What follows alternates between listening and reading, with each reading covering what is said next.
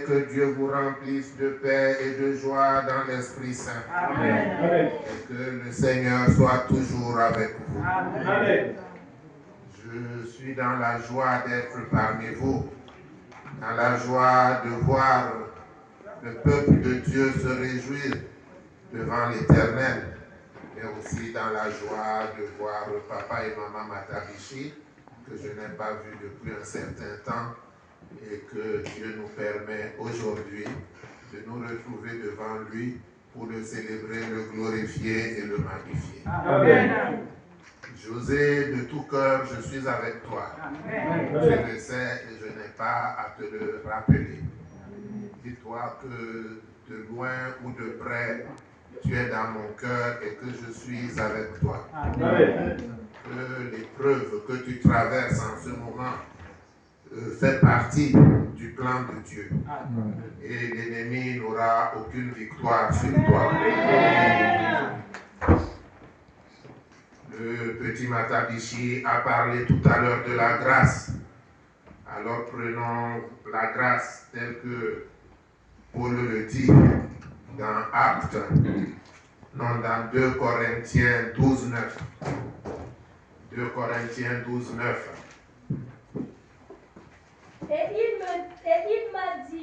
Et il m'a dit, ma grâce te suffit. Avant d'arriver là, qu'est-ce qu'il a dit, le début du 9?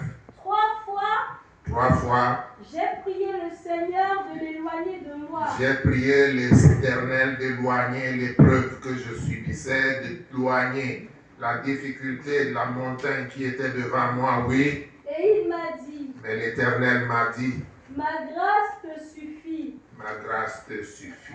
Amen. Car ma puissance s'accomplit dans la faiblesse. Amen. C'est dans la faiblesse même que Dieu se manifeste. Amen. Pour que ce ne soit pas nous, mais lui qui reçoive toute la gloire. Amen. Non pas à nous, Éternel, mais à ton nom donne gloire. Amen. Amen. Je salue donc tout le peuple ici présent et que cette grâce-là nous suffise. Amen. Vous savez, quand je venais, j'étais en train de dire au chargé Ouzangi, l'église céleste est quand même une église particulière. Tu te lèves le matin, tu es un pasteur, tu es un chargé, tu dois aller annoncer la parole de Dieu, mais c'est toi-même qui dois veiller à ton essence, aller à ton essence. Au retour, tu vas faire la mission de Dieu et tu vas encore penser à quoi tu vas manger à la maison, mais dans tout cela, alors, plus que l'essence, plus que l'argent qu'on pourrait nous donner, ce que Dieu nous donne dépasse tout cela. Amen. Donc quand on se déplace, ce n'est pas pour rien. C'est la foi qui est notre carburant et c'est par la foi que nous nous déplaçons. Amen. Parce que nous savons qu'en retour de Dieu là pour qui nous nous déplaçons, remplira sa part du compte. Amen. Et c'est ça que chacun doit se dire. Personne ne doit se dire, ah, je suis choriste, je vais à la paroisse pour les répétitions samedi, je viens encore dimanche et après on ne me donne même rien. Ah, Pierre avait posé cette question à Jésus, nous ne dirons pas, mais maître, nous qui avons tout abandonné pour te suivre, quelle sera notre récompense? Et Jésus a lui dit répondre, Pierre, depuis que tu as tout abandonné pour me suivre, t'a-t-il jamais manqué quelque chose? Il dit non. Et il lui dit, en vérité, je te le dis, il n'y a personne. Je dis bien personne qui après avoir tout abandonné, tout quitté pour moi, ne reçoive au centuple ce qu'il a laissé. Amen. La moisson, c'est ce rendez-vous-là, comme a dit mon fils Omar Dago, avec qui je chemine depuis plus de 20 ans. On ne se connaît pas d'aujourd'hui. Plus de 20 ans que nous cheminons ensemble. Et il vous a dit quelque chose, c'est que la moisson, c'est le rendez-vous du donner et de recevoir. c'est le rendez-vous du donner et de recevoir. Je pouvais dire, ah, c'est moi qui prêche, pourquoi je vais acheter le panier de fruits pour me donner? Ah, c'est que je n'ai pas encore compris quel Dieu je sers. Je dois moi-même moissonner pour que mon Dieu, dans sa bonté, me permette de récolter au centuple. Amen. C'est pour ça que chacun doit remplir sa part de contrat. Et ce sont les textes qui nous ont été donnés aujourd'hui.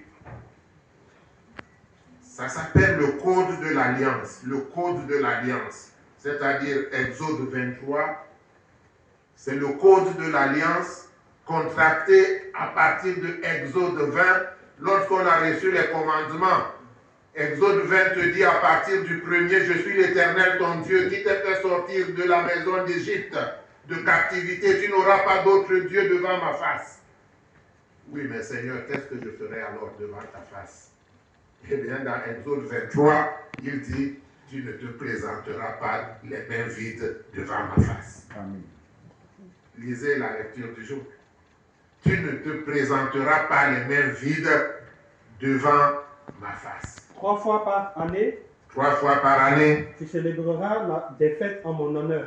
tu célébreras les fêtes en mon honneur. Tu observeras la fête des pains sans levain Tu observeras la fête des pains sans levain pendant 7 jours au temps fixé dans le mois des épis. pendant 7 jours au temps fixé dans le mois des épis. Tu mangeras des pains sans levain comme je t'en ai donné l'ordre. Car c'est dans ce mois que tu es sorti d'Égypte. Et l'on ne se présentera point à vide devant ma face. Prenez un peu Exode 12, 2.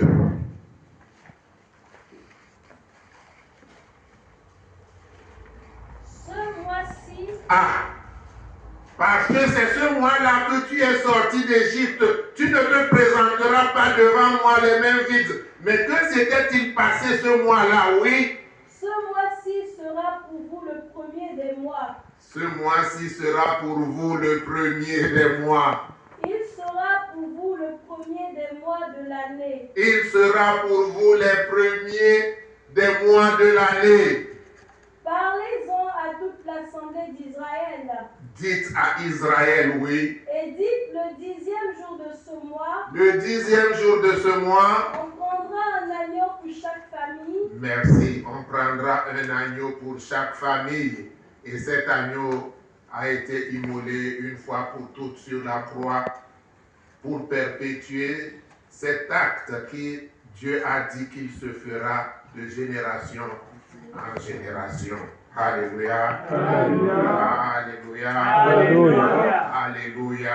Alléluia. C'est donc le code entre Dieu et nous. Et un code, c'est la manière d'appliquer un contrat. Vous avez un contrat avec l'Éternel, votre Dieu. Quelle est votre part de responsabilité dans ce contrat? Alléluia. Alléluia.